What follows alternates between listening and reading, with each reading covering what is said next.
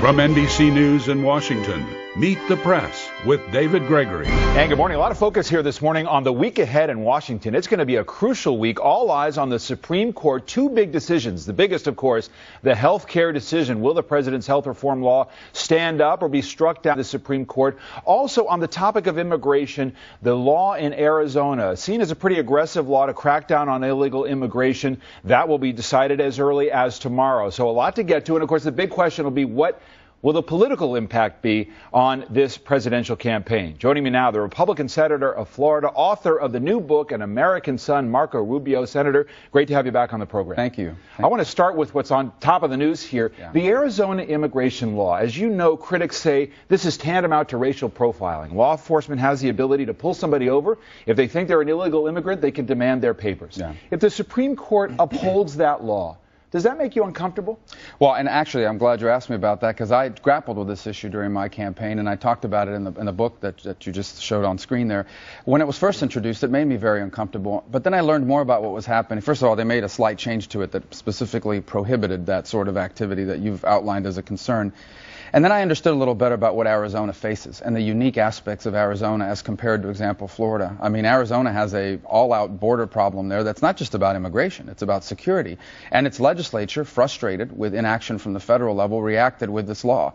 What I've said repeatedly is I believe Arizona has a right to pass that bill. I understand why they did it, but I don't think it's a national model, and I don't think other states should follow suit. For example, I don't want to see a law like that in Florida. But it's important to remind ourselves that what the Supreme Court analyzes is the constitutionality of the law. And I do believe that Arizona has a constitutional right to do this, but I think ultimately the blame for those kinds of laws falls on the shoulders of federal officials and the federal government for not doing its proper role in enforcing immigration laws. Here's the big issue, and I know you grapple with this, you do in the book as well. We have up to 12 million illegal immigrants in the country. What are we going to do with those immigrants if we want to crack down on illegal immigration? In your view of the world, can any illegal immigrant become legal in the United States without first going home? Well, again, that's the complexity of this issue. And what, as I outlined in the book, and I've talked about repeatedly in recent days, immigration is not a black or white issue. It's not a yes or no issue. It is complicated because it has a deep human element. These are human beings who find themselves here undocumented, but for the vast majority of them, they're here in search of a better life and opportunities for their children. On the other hand, the United States can't be the only country in the world that doesn't enforce its immigration laws. In fact, the United States today is the most generous country in the world on immigration. 1 million people a year come here illegally. Legally, there's no other country in the world that comes close to that. So your question goes to, what do we do with the folks that are here now? All right, so what's the answer? Well, the answer is threefold. Number one is we've got to win the confidence of the American people. It's a sequential approach. You can't just say we're going to deal with the 12 million people right up front. First, you've got to win the confidence of the American people that the federal government is serious about enforcing our immigration laws. And that's why I think border security and E-Verify are so important. Well, deportations are up under President Obama. You said he's dropped the ball. But it's not about just deportation. It's about enforcing the law. For example, an electronic verification system where employers have the security of knowing that the people they hire are legally here protects the American worker, and by the way, is good for the immigrants so they're not being exploited. Also, the border security element, which has improved. It has improved, but it needs to continue to improve.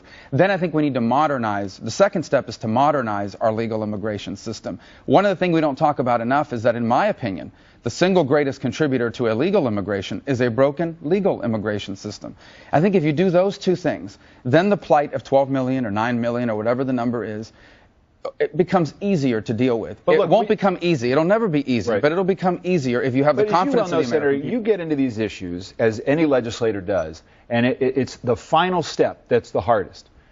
Who can become legal? What is amnesty? And that's why this question is so crucial. Can anyone become legal who's here illegally without first going home? Well, we talked about, for example, in the kids, and I began to work on an idea a few months ago that hopefully one day will be reality, and that is, what do you do? How do you accommodate kids that came here at a very young age, through no fault of their own, have grown up in this country, graduate high school, want to go to college and be a part of our future, and find themselves here undocumented through no fault of their own? And we began to create an approach, and we'll continue to work on an approach. This is what's known as the DREAM Act. Well, the DREAM Act I don't Yeah. support. The DREAM Act is a different piece of legislation. But it was your version of that legislation. An alternative to it, Right, which I've discussed since my campaign. Right. The need to accommodate these kids. But ultimately, again, here's where the balance comes into play. Yes, we need to be compassionate towards 9 or 12, whatever the number is, of people. These are human beings, and they are here because they're looking for a better life. But we also can't do anything that encourages illegal immigration in the future. And here's the other point that I think no one ever talks about.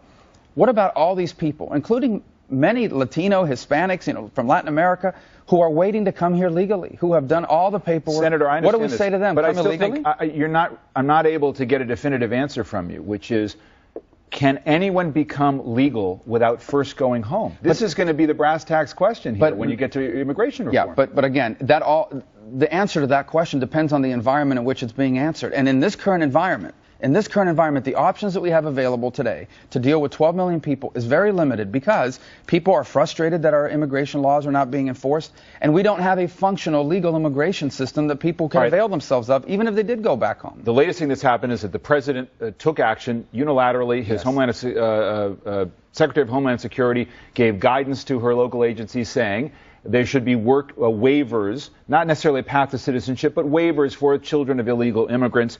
The president, speaking this week at a National Association of Latino elected and appointed officials, said this.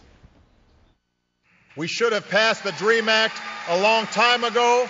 It was written by members of both parties. When it came up for a vote a year and a half ago, Republicans in Congress blocked it. The bill hadn't changed. The need hadn't changed. The only thing that had changed was politics. And isn't the president right to this extent? You're not even comfortable saying what you would do about a path to citizenship for illegal immigrants who are here, even the children of illegal immigrants, because this is such a tough issue in the Republican Party over what is, quote unquote, amnesty. Well, again, that's not an accurate assessment, because the first thing I would say is I have talked in specific about an approach for these kids. The DREAM Act is too broad. I said that repeatedly during my campaign. It doesn't just help the kids. It ultimately, in a very short order, could lead to these kids bringing in multiple relatives. It could lead to millions of other people immigrating through this process. It goes back to the balance that I talk about. We need to be compassionate, but we also can't do something that encourages illegal immigration in the future. And I think the DREAM Act, as they have written it, would do that. But what the president did, you didn't like the way he did it. You wanted legislation, but substantively, you agree with what the president did. Well, even substantively, it's a short-term fix for a long-term problem. And in fact, what it does is it injects election year politics into an issue that will never be solved as long as it's a political one. I am convinced after a year and a half here in Washington and in the Senate that for some people, I wouldn't say many or all, but for many, I would just say too many people, this issue is more valuable unresolved. For them, they'd rather have the immigration issue unresolved. Many of them on the left. Bill. You had a chance to put forward the bill. You didn't advance the legislation. Why not force Democrats to vote on this? Because you we're a leading voice on immigration. Well, first of all, we have developed the idea in enough detail that people knew what was in it, and were able to. When I first announced the idea, immediately Democrats and the left criticized me. The same people who are now applauding the president for doing something similar. So that exposes the hypocrisy behind it. The second point is that legislation like this, if you are a responsible policymaker, you don't just rush out a piece of legislation that impacts the lives of potentially 800,000 people, that deeply affects the immigration laws of this country. You have to be careful. You have to have answers to every question. If I rush out a piece of legislation that's not ready, if I don't have every answer to every question that's going to be raised about that bill, it loses credibility from the onset. So I will continue to approach it as a responsible policymaker. Look, if I wanted a talking point, if what I wanted was something to use in the November elections, we would have cobbled something together and rolled it out. But here's the reality. You support a candidate, Mitt Romney, who talked about self-deportation during the campaign, had to run hard to the right here on illegal immigration, had said at one point that he would veto the DREAM Act. And the reality is that he's far behind President Obama among Latino voters. You write this in your book, An American Son, about Canada. I begin to wonder if some of the people who speak so disparagingly about immigrants would be just as worked up if most of them were coming from Canada. You suggest a level of racism here toward illegal immigrants. How much of a problem does the Republican Party have on this issue? Well, first of all, that assumes that all these voices are Republicans. The enormous, vast, and overwhelming majority of Republicans are supporters of legal immigration, are compassionate to the plight of illegal immigrants, but understand that America cannot be the only country in the world that doesn't enforce its immigration laws. And by the way, again, I repeat, what about the 30, 40, 50 million people that are waiting to immigrate to the U.S., whose relatives come to my offices, for example, some of them, asking for help to expedite that process. What do I tell them? Come illegally, it's cheaper and quicker. So I think that no one talks about them. And that this is, again, it's not a simple issue. And the DREAM Act is too broad. There is an alternative that's better. It's what we were working on, is what I had hoped to work on outside of politics, to be able to elevate the issue on the give and take of electoral politics.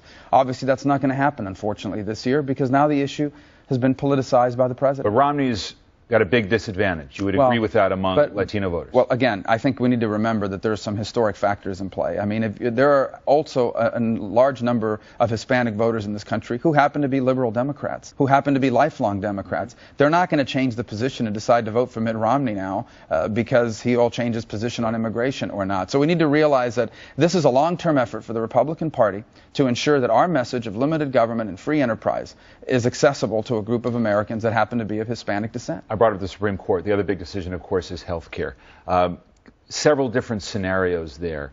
How important is this going to be, do you think, ultimately in the race? If they strike it down, or if they uphold it, or if they strike down part of it? Where do we go from here? Well, irrespective of what happens with the Supreme Court decision, which again is going to decide on the basis of the Constitution, what the Supreme Court is deciding is whether the law is constitutional, not whether it's a good idea or not. I think the debate about how to approach our health insurance problem in America will continue, because the health care law is currently structured is discouraging job creation and expansion of business in America. And so that issue will continue to be faced if the law is upheld.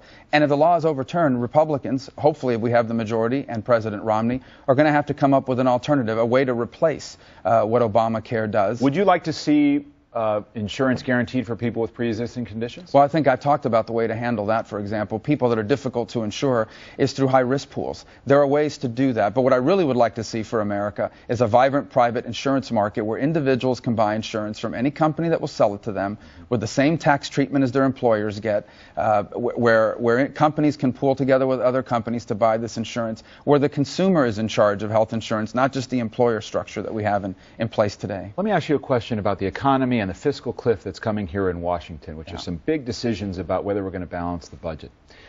Would you use any money from closing tax loopholes, any new revenue that would come into the government, would you use any of that to pay down the debt? But no one is in dispute that we need more revenue. The question is, how do you generate it? And that's the false debate. Right, but my question is, would you use any of it to pay down the debt? Well, I would need from growth, which I think when you talk about loopholes... But that wasn't my question. No. Any closing loopholes, because you know what I'm getting at, which is this idea of the tax pledge. Do you consider this raising taxes? If you close a loophole, you get new revenue to the government, you use part of it to pay down debt, maybe the majority of it to bring down tax rates. I know, but I reject the premise of that. I think that's a false choice. I think other Republicans in the Senate don't think it's a false choice. I think it's a false choice, and here's why. Because I think the issue here is growth, and that's a good thing, by the way, that I think both parties are now debating about. I think that we know what this election is partially about, and that is both parties agree that what we need is growth in America. It is the single biggest way. It's the best way to solve our debt problems, our unemployment problems. Now the debate is about how we generate growth. And the reason why I oppose tax increases is because I think they hurt growth. I think it's destructive to growth. But I think if we do tax reform, which would involve flattening the tax code, getting rid of certain exemptions that are in place today, you can do that in a revenue neutral way in the first year, but that would generate growth, and growth would generate revenue. And then you have to have the fiscal discipline to use that revenue to pay down the debt. So I think that growth is the only way to solve this problem, and I think tax increases would hurt growth. That's why I object to tax increases. Let me ask you about your political standing. And here's a surprise. I'm not going to ask you if you're going to be Mitt Romney's running mate. I'm not going to ask you that question. What I'm going to do instead is simply play this piece of tape from your last appearance here in May.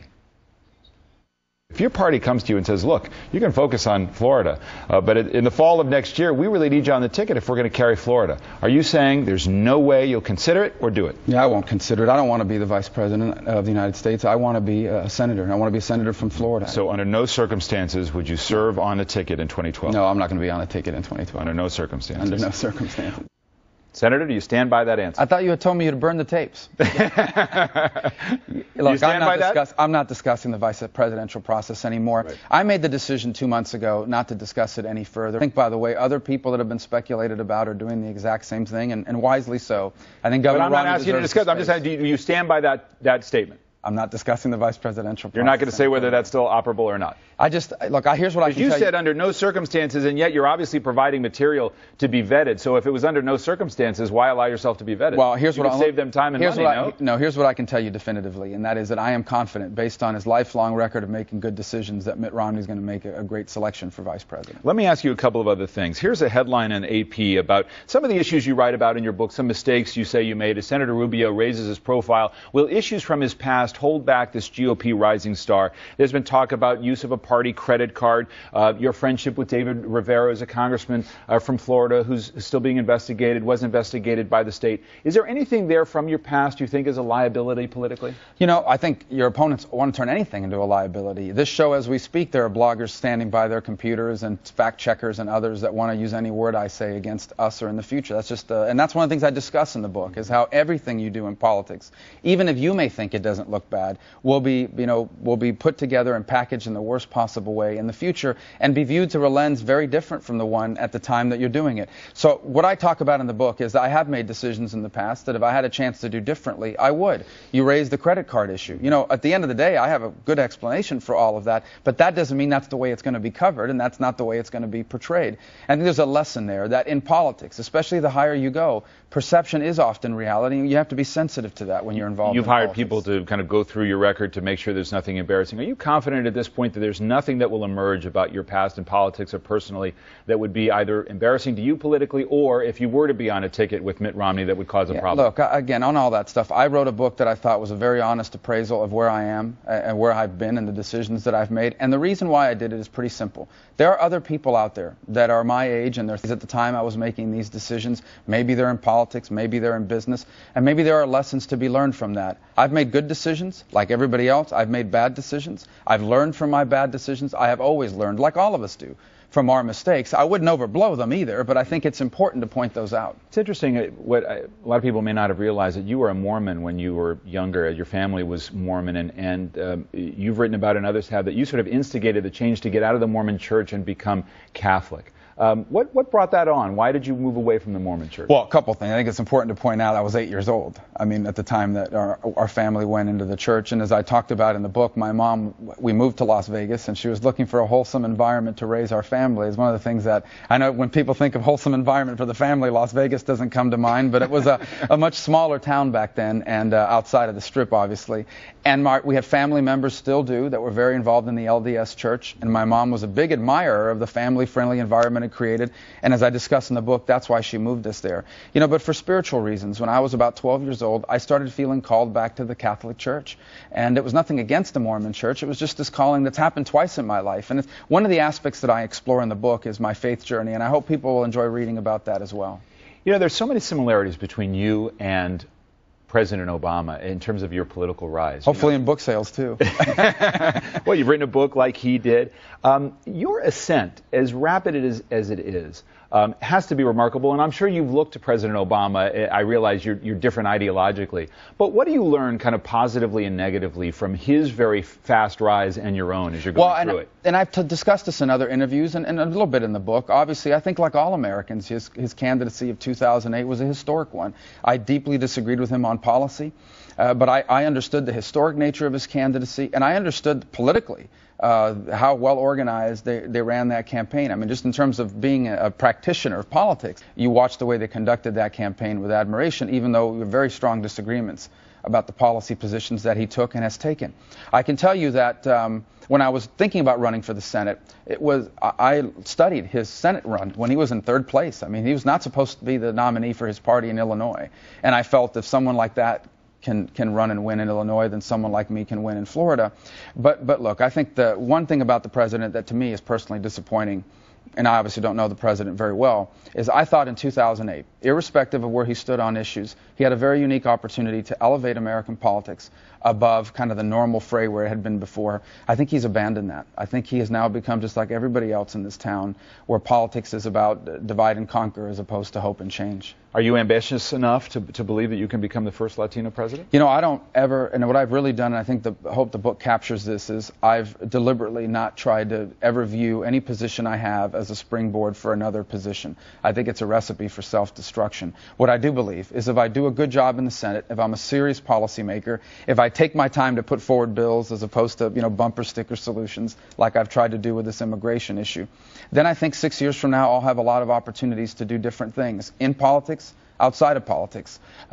My experience has been that if you do a good job at your job, you'll have other opportunities, including some you've never expected. I've tried to save the toughest for last. We have our own vetting process here as we try to get to know you better and help the American people get to know you better. And going through your book and understanding your interest in music, hip-hop, the critical question is East Coast or West Coast? Biggie Smalls or Tupac? Which is it, I was more of a West Coast fan, I guess, from during that time. That distinction's gone away now, and we have our own Miami-based. Well, we're the same rap age, industry. so that's right. I was more of a West Coast guy. And they'll probably hurt me on the East Coast. There you go. All right, one last question. I'm thinking about basketball. Yeah. And I'm wondering, in Florida today, who would get more votes? Obama, Romney, or LeBron James? I think, in Miami, probably LeBron James. Like everywhere else in America, unfortunately, there's still a lot of hate going on for LeBron and the Heat, but tough pill to swallow for them. You can't be for him in Florida and still deal with Ohio. That's the problem. That's exactly right. Yeah. Senator Rubio, thanks very much. Thank you.